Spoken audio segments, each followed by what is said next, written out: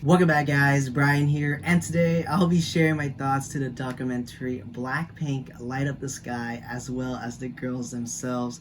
But before I begin, I just want to put a disclaimer there because I will be spoiling a lot in this video. So if you guys haven't watched the documentary yet, I suggest you guys watch it before you guys watch this video. But if you guys do not care and you guys want to hear my thoughts about it, then feel free. But the warning is I will spoil a lot in this video. And yeah, so let's begin. So it was a whirlwind of emotion for me after watching Blackpink Light Up the Sky. Like, I watched it twice actually. The first time I watched it was midnight for me, just released.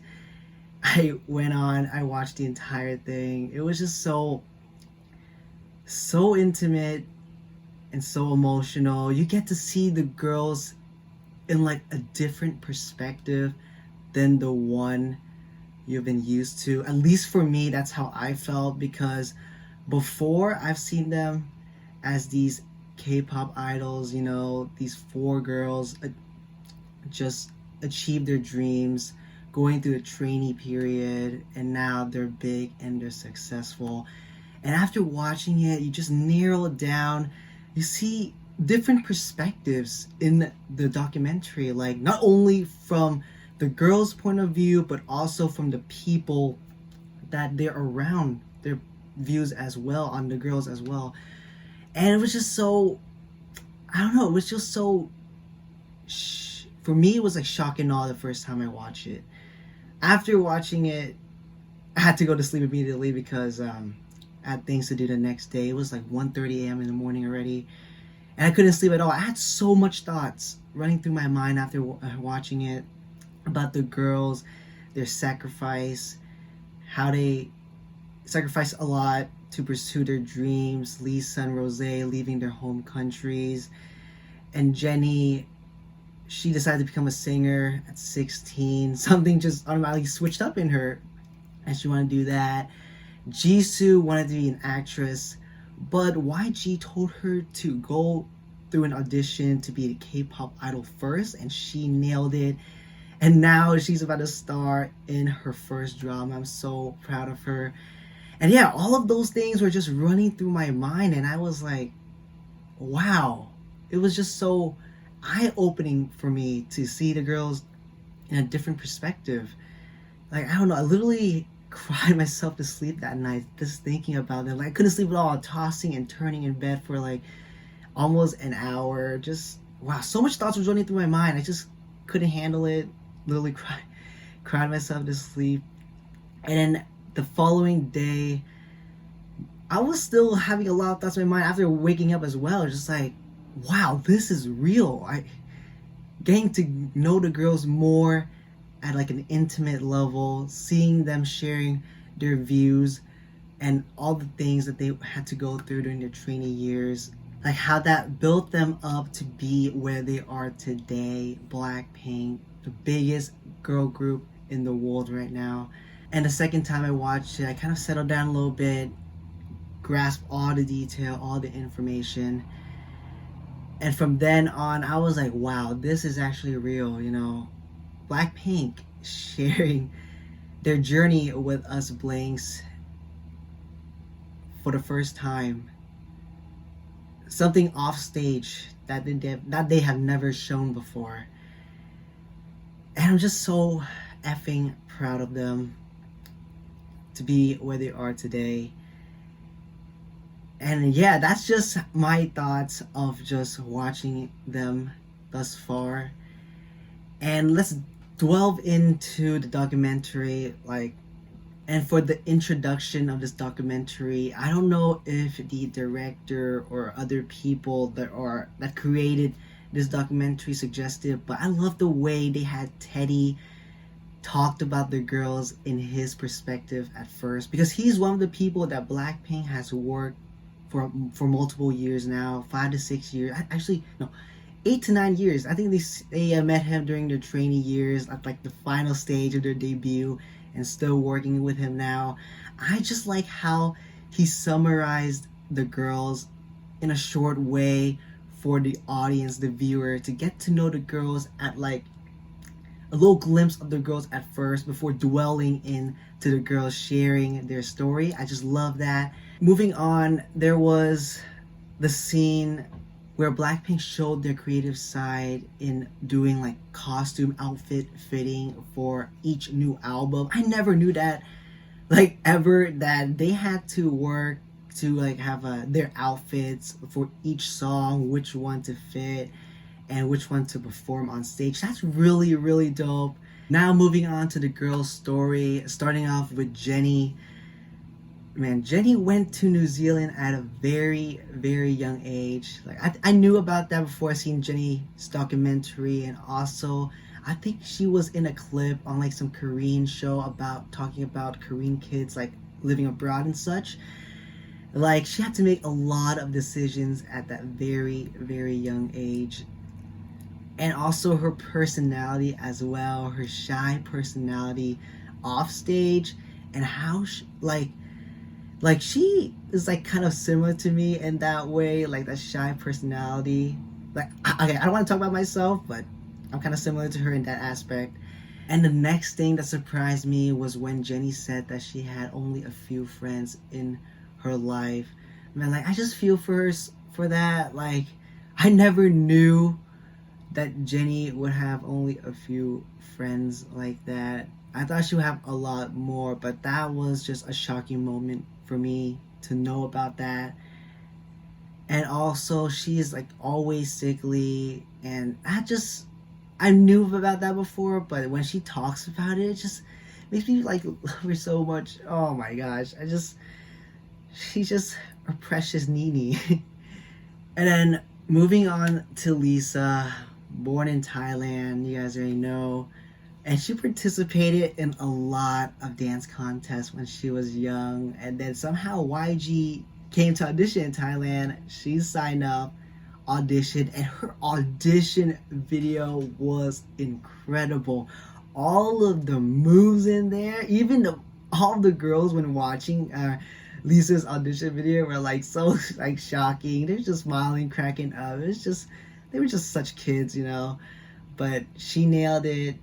Went to Korea, left Thailand just at a very young age, separated from her parents to achieve her dreams to be where she is now. Just amazing. And also they had that Jen Lisa moment where Lisa said that Jennie was the only one there, like one of the only trainees that spoke English, and they communicated in English with each other, and that Jennie would help her with such. And that was just so precious, such a precious moment to know that they relied on each other back then. Next we got Jisoo. Like, oh my gosh, Jisoo just telling her story, beginning with saying that her relatives like made her an outcast because she was ugly and they called her a monkey. Like I was just appalled at that. Like she is so beautiful, and for the relative to say that, I don't know. Like I don't know what to say to that, but that was just appalling to me, shocking that they would say something like that to Jisoo. But she is just a goddess. And also she talked about her joining the drama class or drama club during her 11th grade year and auditioning for YG, but YG somehow told her to audition to become a K-pop idol first before becoming an actress, which is a little shocking, but she nailed it. And now, like I said before in the beginning, she is about to star as the lead actress in her first drama, and I'm just so proud of her to see her doing what she loves now. And then the transition from Jisoo to Rose. I think Jisoo said that line, which then transitioned to Rose. It was just perfect. She was like, there's some people out there that know what they want to do, that this is their path, that they have to do this, they have to be this. And that Jisoo is like, those people are just lucky. And the transition to Rose in that scene, if you guys already watch it, you know what that scene is. But that scene, man, when I'm getting goosebumps talking about that right now. But that scene of Rose in I think it was the dance practice room, I believe. It didn't look like it was a studio. Sitting on the floor. Looks like it was in the middle of the night with just one light, the camera. She was playing the guitar, singing to Hope Not. And then there was a little, call that. It wasn't piano, keyboard. The keyboard was there. For me, that scene was just powerful. It was so surreal the first time I watched it. Like, to me, that scene, the world just stopped moving for a second there, and we can see Rosé, the singer, the musician, the songwriter, in her own world, just jamming to music. Music, something that she has loved growing up and still love to this day. Singing to Hope Not, it was such a sweet, precious, powerful moment. I was like tearing up in this scene. Like, and then Rosé talked about how she misses those training days because she was surrounded by music all the time. But now, where they are now today, they have a lot of work to do. You know, a lot of was it CFs to do, a lot of photo shoots to do, being in the studio, and just other stuff as well that they have to do, variety shows. It was just great to see that Rosé's dad saw the news saying that YG was coming to Australia and talked to her in auditioning for it, and which she won and went to Korea to train to be a K-pop idol. And after that, Rosé was talking about she never imagined that she had to left home to achieve her dreams. It was just such a precious moment to see Chaeyoung like that. And she teared up. It was just so sweet. Next, we get to see scenes of them during their trainee years, dancing, singing, rapping, solo songs, group choreographies. And I was surprised to know that Lisa, when they were called together in a group, Lisa, Rosé, Jisoo, and Jennie in a group, that Lisa was the one responsible for the choreography. Like, whoa, like some of the choreos, like, she choreographed it for the group was amazing. And if we get to see Lisa choreograph a dance for Blackpink in the future, that would be something to witness. And also, they were just so strong and resilient during that time. Like, they talked about having, like, I think their producers or the CEO, I think, telling them like what they did was not good or that they sucked at your face. Like, that is really harsh to have those things just thrown at your face, directly at you. And the way they handle it with their persistence and determination, I think all of them said around the same thing, like how they were gonna make this work. I think Jennie said, after doing my during my training years, I will just prove to them that I am worth it. And then Jisoo said that, should I quit because it was just hard? No, I'm just gonna push right through. Lisa didn't care how long the training year is gonna be because there was no set date, no set time for them to debut. And Lisa was like, you know what? I'm just gonna push on through. I don't give a damn when this is gonna end up, but I'm just gonna keep on proving, showing them that this is what we got, this is what we're going to prove to you guys, and that you guys should see the potential in us. And then they talked about how all four of them were in a group, how everything just became perfect. Like, everyone knows what their role is, everyone know their place and such. There was just no bickering. Like, I don't know who said it, but I think Jennie said when they were in other groups, I guess, because people just want to have this specific role, this specific position and such. When the four of them together, I think Jesus said, synergy is born, and that's how Blackpink became Blackpink.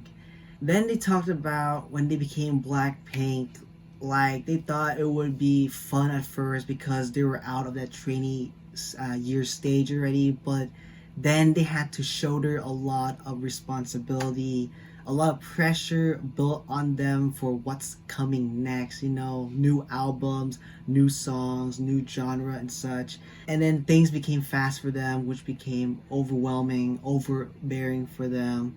Man, I just feel for them so much, man. They have a lot to do, a lot of expectations to live up to, and it's just amazing to see how they handle that. Next, we get to see Rose in a scene where she is working on her solo album. And man, that scene was just so mesmerizing to watch. To see her doing something that she really loves in music. She was humming to the melody of it and singing as well. And I think she found a chord in which she loves, and then she was just harmonizing to it. It was so beautiful. I think Teddy and Joe was there helping her prepare her solo works. It was just so surprising to see that Rose didn't want anybody to listen to her first recorded song, even kept it in a secret file folder.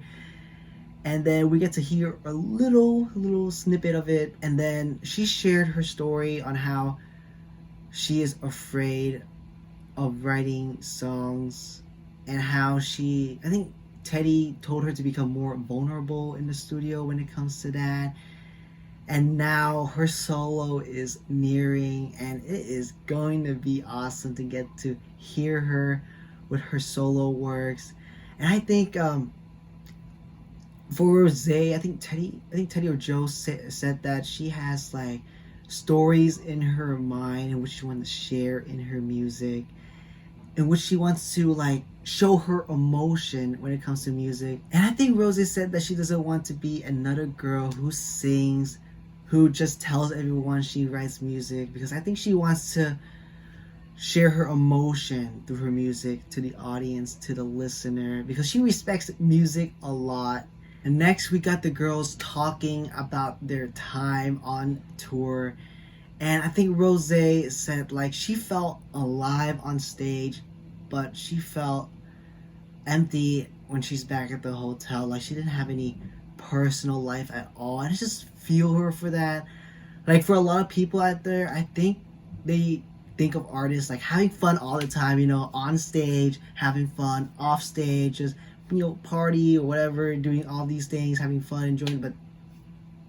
But no, like they're humans too. Like celebrities, artists, musicians, singers, they're all human too. They'll have those times in life where they'll have their ups and downs. They'll just feel great at a certain point, and they'll just feel down or just feel alone, feel empty. So we got to see that coming out of Rose when she talked about it. And then the Coachella performance. I think that performance was the girl's signature moment, or the defining moment in the career up to that point, of why the whole trainee years, all they had to go through, all of their sacrifices, they made it happen there. It was, I think they said it was the right atmosphere, the right vibe. Everything was worth it. Everything from all the way back to getting to there was all worth it, and they just enjoyed the moment. But one particular thing that stood out was Jisoo. Jisoo was talking about how she was very sick during that time. Like her back was just killing her, but she pushed on through to perform on Coachella both days. Like no, is it? I don't know. It was like both. I think it was both weekends, back-to-back weekends. How she pushed on through to perform that was just incredible. It was just so strong of her. She's like literally the backbone of Blackpink. And then lastly, we get to the ending. The girls in their favorite restaurant spot that they went to during their trainees, and then they went back to it. And the waiter seems to remember when they were back then, and remember them as Blackpink now. It was just a sweet moment, just humanizing the girls, showing them that they're humans too. When they talked about like their marriage, their future, their kids. And just like at that point, I was like, wow, like, I'm sorry.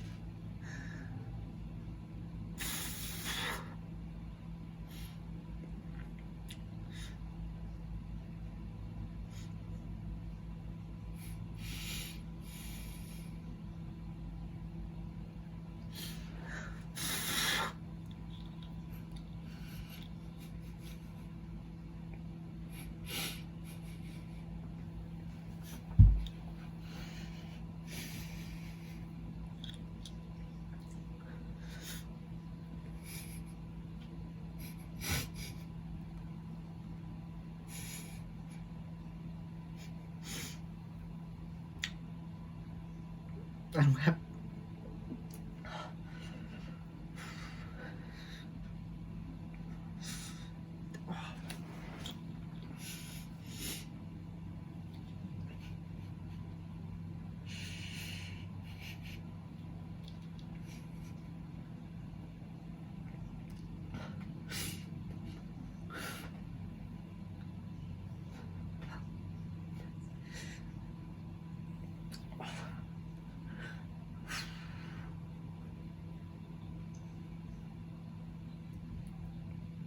I'm sorry. My emotions got caught up in me. As I was saying,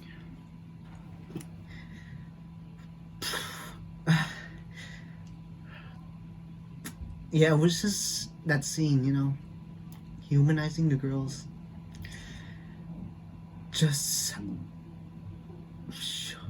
just showing that they're humans too. They are just normal. They also want to be normal people to live normal lives. They want marriage. They are.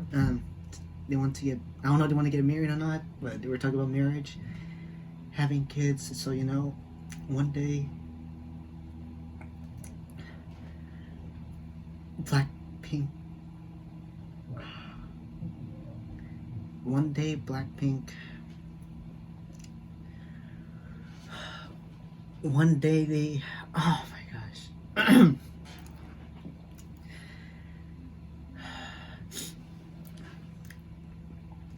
That one day Blackpink will not be Blackpink anymore. Alright, I'm back. Alright. So that scene was just humanizing the girls, showing them that they're normal people too.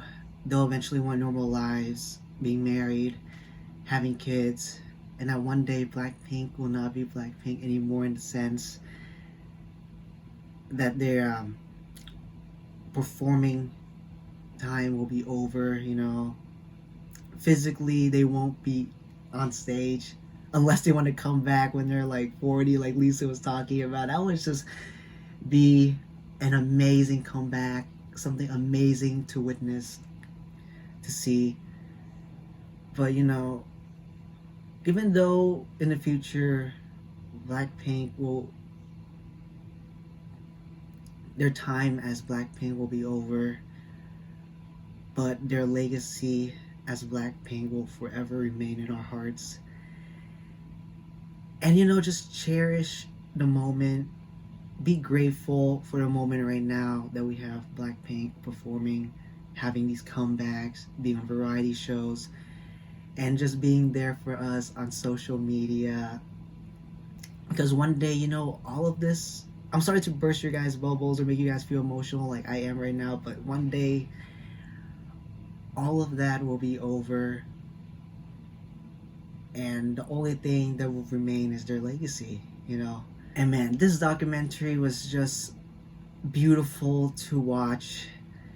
See the girls share their stories through their perspective, and also through the people that they're surrounded with, that they worked with, their perspective as well.